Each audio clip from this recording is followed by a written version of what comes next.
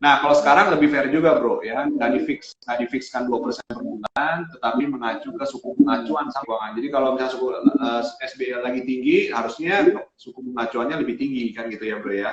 Nah, kalau misalnya suku bunga acuannya lebih rendah, maka lebih rendah juga. Tergantung situasi ekonomi pada waktu itu, gitu kan ya, pada saat dikenakan imbalan bunganya tersebut, gitu. Nah, dulu tidak ada, bro, batasan imbalan bunga, jadi nggak jelas tuh, gitu, 4 bulan, gitu. Jadi lebih clear dan lebih fair, gitu ya, mengikuti perkembangan ekonomi pada waktu itu. Nah, kurang lebih itu, gitu. Jadi kalau kita lihat memang kesimpulannya secara umum besar ya, ini memang meningkatkan investasi dan kemudahan berusaha, gitu ya.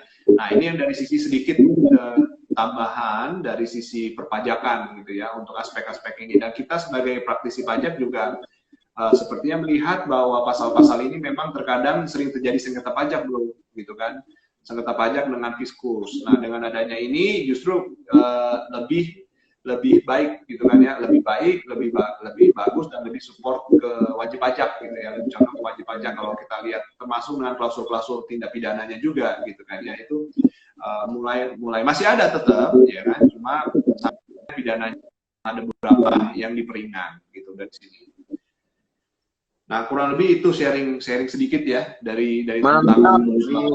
Kita jadi ada pencerahan, enlightenment ini terkait tentang aspek perpajakan di dalam Undang-Undang Cipta Kerja ini ya. Mungkin sangat jarang karena highlight daripada Undang-Undang Cipta Kerja ini lebih banyak dilihatnya atau di expose di medianya tentang perburuan ya, walaupun memang itu suatu hal yang besar, namun saya rasa ini juga tidak kalah pentingnya karena apapun itu di Indonesia juga berhubungan dengan pajak dan perlu adanya sosialisasi tentang hal-hal ini terkait tentang apa namanya klaster perpajakan itu ya.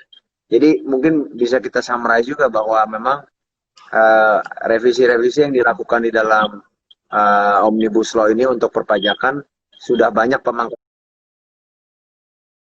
pemangkasan dan apa namanya simplification ya dari undang-undang perpajakan yang sebelumnya. Bahan ataukah amandemen ataukah apa itu, bro, di sininya? Itu ada yang mencabut, ada yang menambah, ada yang merevisi. Nah, kombinasi dia bertiga. Jadi koreksi juga, pencabutan juga ya. Yes. Dia kombinasi tiga itu tadi kan. Dia ada yang dia mencabut, ada yang dia merevisi, ada yang dia mengamandemen, merubah bunyi pasalnya. Nah, ini ada yang nanya nih. Ada lagi bro dari Bang Tias ini kayaknya sangat tajam juga dia setiap pertanyaan-pertanyaannya mungkin bisa dibahas ya. Ya. Nah, ini bro tentang CFC rules atas laba afiliasi di Hong Kong diterapkan di tahun hitung PPh Badan 2020. Itu pertanyaannya. Apakah CFC rules atas laba afiliasi di Hong Kong diterapkan untuk tahun hitung PPh Badan 2020? Nah, itu jadi kalau CFC rule itu, bro, jadi artinya itu adalah dengan kata lain adalah deemed dividend. Jadi kalau misalkan ada perusahaan, nah ini memang udah detail banget ya, tapi saya share garis besarnya gitu, bro ya. Namanya CFC itu kepanjangan apa sih? Control Foreign Corporation. Jangan lupa pakai R, control. Takutnya gue keselip lagi dah gue. Control Foreign Corporation, gitu ya. Corporation. Iya, jadi bahasa Indonesianya adalah perusahaan asing yang dikontrol oleh pihak Indonesia, kan gitu kan? Kan gitu ya. Jadi ini bisa masuk juga dong tentang apa namanya investment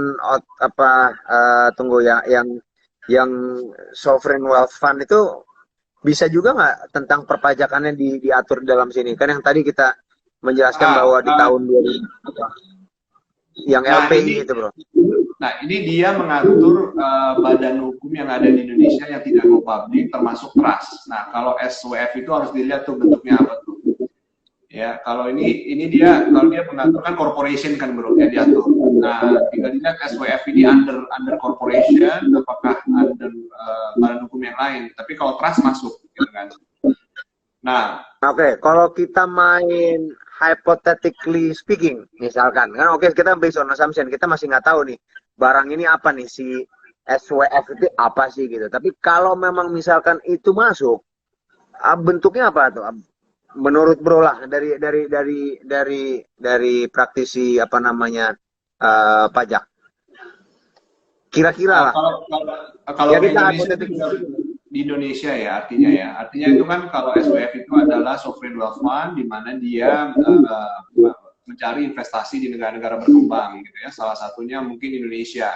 Nah ketika mereka masuk biasanya mereka akan yang gua lihat adalah melalui entity pasti. Nah, terkadang mereka melewati entity beberapa negara-negara yang relatif friendly, investor friendly. Dulu Hong Kong banyak, sekarang Singapura biasanya. Jadi melalui Singapura mereka tapi itu lagi juga nggak investment banking juga pemain-pemainnya itu juga atau memang bisa lebih diverse, bisa lebih masuk kepada perusahaan-perusahaan yang nggak harus besar gimana? Kenapa? Sorry bro. Masuknya nanti mereka itu apakah di kayak apa namanya big tiers lah yang memang udah ada, yang udah apa namanya well established dan lain sebagainya, atau memang mereka juga bisa masuk di dalam memang yang perusahaan-perusahaan lokal tapi dia punya potensi, tapi dia bukan big player gitu, tapi punya ya, menjanjikan lah. Ya itu bisa seharusnya ya, seharusnya bisa ya.